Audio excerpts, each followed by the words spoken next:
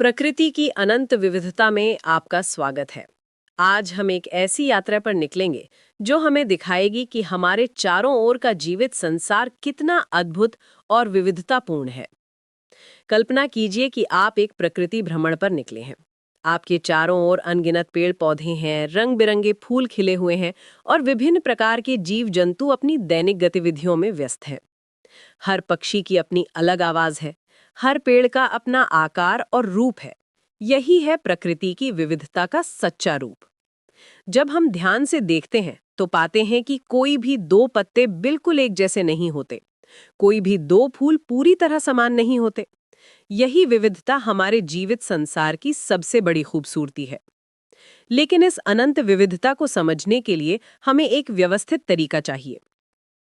वैज्ञानिकों ने पौधों को उनकी विशेषताओं के आधार पर अलग-अलग समूहों में बांटा है। पौधों की ऊंचाई देखिए, कुछ छोटी घास की तरह हैं, कुछ झाड़ियों की तरह मध्यम ऊंचाई के हैं और कुछ विशाल वृक्ष की तरह आसमान को छूते हैं। उनके तने भी अलग-अलग होते हैं, कुछ मजबूत और सीधे खड़े होते हैं, कुछ कमजोर होते हैं जिन्हें सहारे की जरूरत होती है और वे बेलों की तरह चढ़ते हैं, और कुछ जमीन पर रेंगते हुए फैलते हैं। पत्तियों की नसों का पैटर्न भी बहुत दिलचस्प है।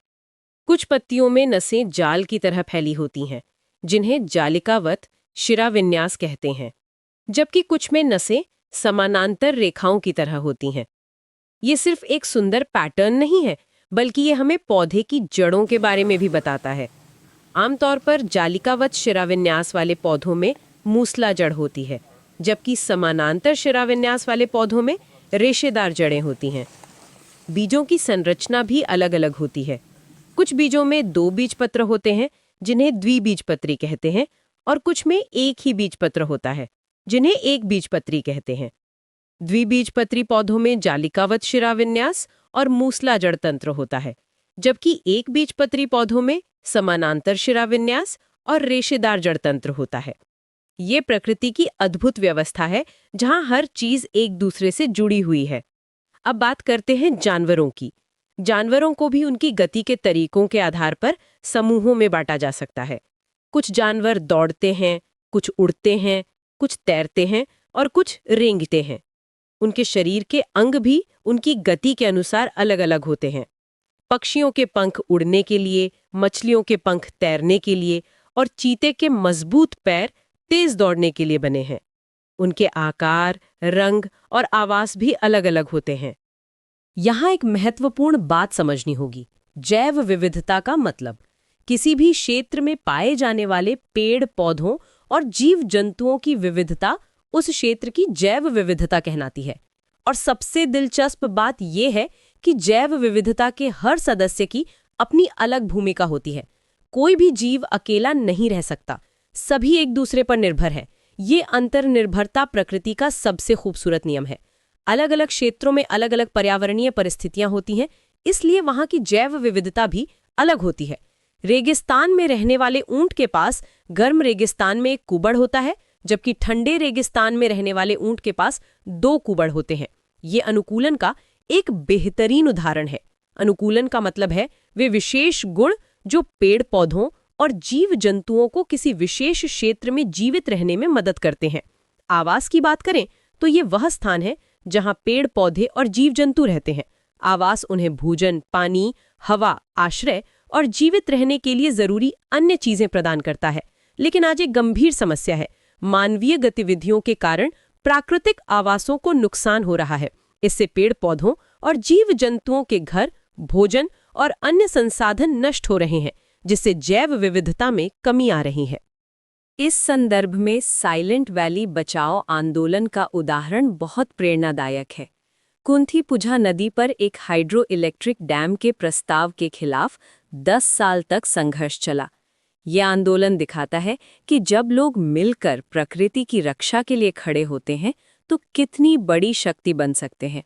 इसी तरह जानकी अम्मल, जो 1897 से 1984 तक जीवित रहीं, एक भारतीय वनस्पति विज्ञानी थीं जो पर्यावरण संरक्षण के काम में समर्पित थीं। सलीम अली, जो 1896 से 1987 तक जीवित रहे, को भारत का बर्डमैन कहा जाता है। उन्होंने पूरे भारत की यात्रा करके पक्षियों की विविधता का अध्ययन किया और भारतीय उपमहाद्वीप के पक्षियों पर 10 किताबों की एक महत्वपूर्ण श्रृंखला लिखी। उन्हें 1976 में पद्म विभूषण से सम्मानित किया गया। संरक्षण के प्रयासों की बात करें तो प्रोजेक्ट टाइगर 1973 में शुरू किया गया था, बंगाल टाइगर की घटती आबादी को बचाने के लिए। चीता पुनर्स्थापना परियोजना 2022 में शुरू की गई, चीते की आबादी को वापस लाने के लिए। ये सभी प्रयास दिखाते हैं कि हम अपनी जैव विविधता को बचाने के लिए कितने गंभीर हैं। देवराई या सेक्रेड ग्रोव्स पूरे भारत में पाए जाते हैं और ये छोटे से लेके बहुत बड़े तक हो सकते हैं। ये सामुदायिक संरक्षित क्षेत्र स्थानीय जैव विविधता और पारंपरिक पारिस्थितिकी ज्ञान को संरक्षित करने में महत्वपूर्ण भूमिका निभाते हैं। ये दिखाता है कि संरक्षण सिर्फ सरकारी प्रयासों से नहीं, बल्कि सामुदायिक भागीदारी से भी होता है। आज जब हम देखते हैं कि बंगाल टाइगर, चीता और ग्रेट इंडियन बस्टर्ड जैसे जानवरों की आबादी आवास के नुकसान के कारण घट रही है, तो ये चिंता का विषय है। लेकिन साथ ही यह भी उम्मीद देता है कि हम सभी मिलकर इस समस्या का समाधान निकाल सकते हैं।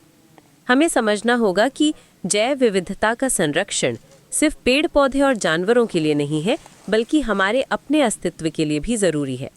हमें जैव विविधता की रक्षा करनी चाहिए ताकि हमारा ग्रह जीवन से भरपूर रहे और पेड़ पौधे तथा जीव जंतु फलते फूलते रहें। जैसा कि कहा गया है, पेड़ धूप में खड़े होकर दूसरों को छाया देते हैं, उनके फल भी दूसरों के लिए होते हैं। इसी तरह अच्छे लोग सभी कष्ट सहकर दूसरों का कल्याण करते हैं। ये हमारी जिम्मेदारी है कि हम इस अनमोल विरासत को आने वाली पीढ़ियों के लिए संरक्षित रखें, क्योंकि जब हम प्रकृति की रक्षा करते हैं तो वास्तव में हम अपने भविष्य की रक्षा कर रहे होते हैं।